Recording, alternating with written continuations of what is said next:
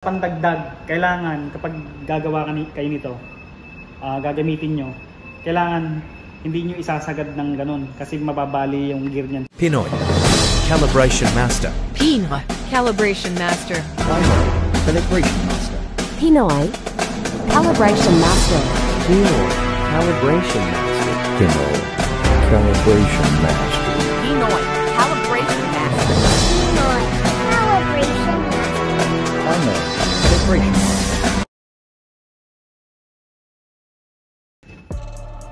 Okay, tuturuan ko kayo ngayon kung paano gumamit ng burette, digital burette. Meron niyang lock. Yan, lock.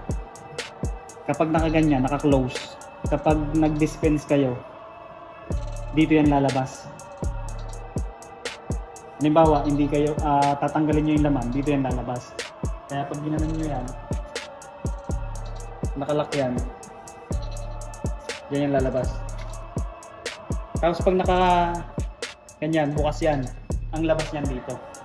Tapos ito, takip to. Yan.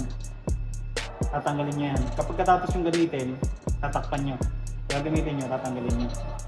Sample natin dito.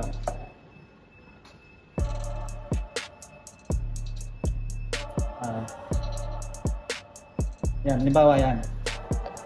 Pag hihigop tayo ng tubig, i-clear natin dito. Higop, yan, nakakahigop yan. Clockwise, hihigop yan ng tubig. Tapos yan, ayun yung laman.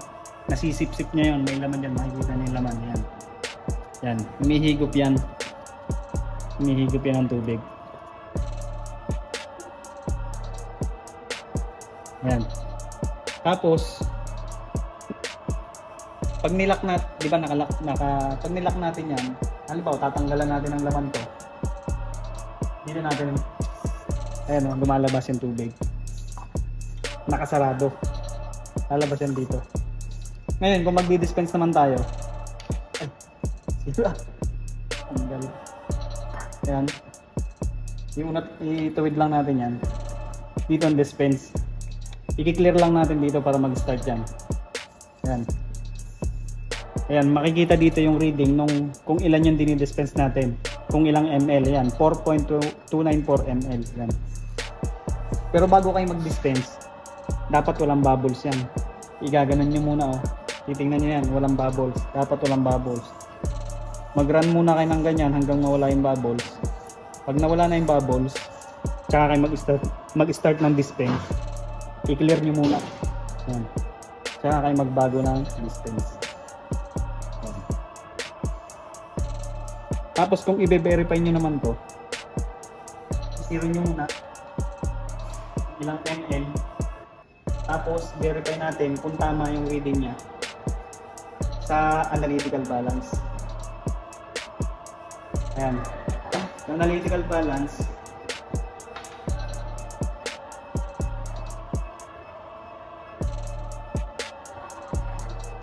ayan, i-tear natin. O pag zero na, kunin natin, tsaka natin lagyan ng laman. Tapos dito, yan, sip-sip ulit tayo ng tubig. Sip-sip ulit, wala na kasing laman, sip-sip ulit tayo.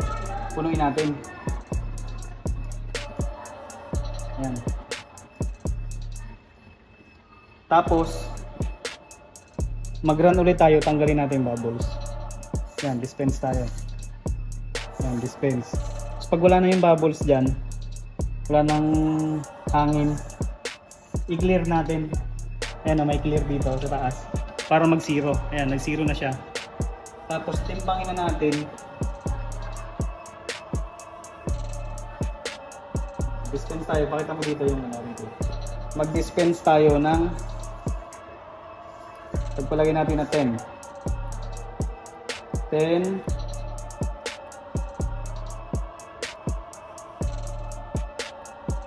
Wow, 50 na lang. Lumampas na sa 10.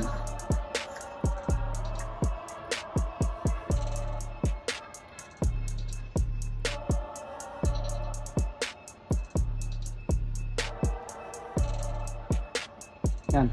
15.006. dapat ang ating expected reading ay 15 gram, 15.006 gram. Kasi ang 1 kilogram, equivalent siya sa 1 liter na tubig. 1 liter na tubig, equivalent sa 1 kilogram. Ayan. Dahil gram ito at ml naman ito, 1:1 siya. Ang target natin ay 15.006 gram kasi 15.006 ml to. Ayan. Ayan yung reading natin, 14.9478. Bakit ganyan lang, 14, hindi saktong 15?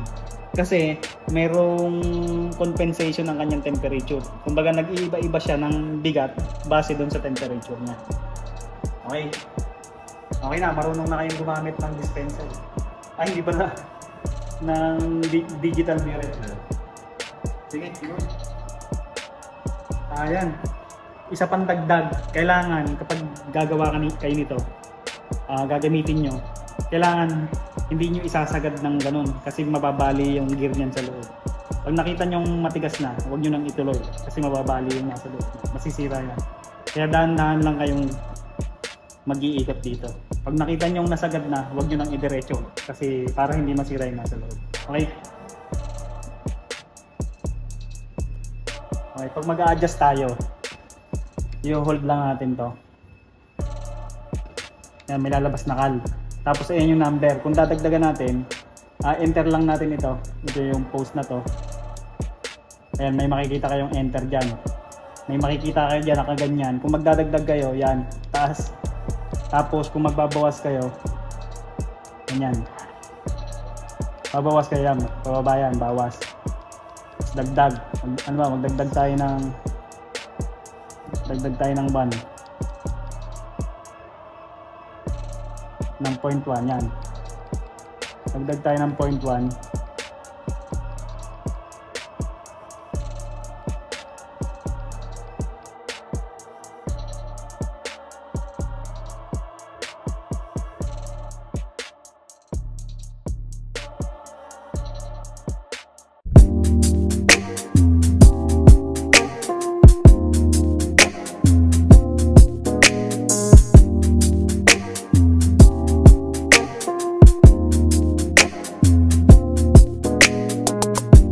Subscribe Naaman, KO Masters.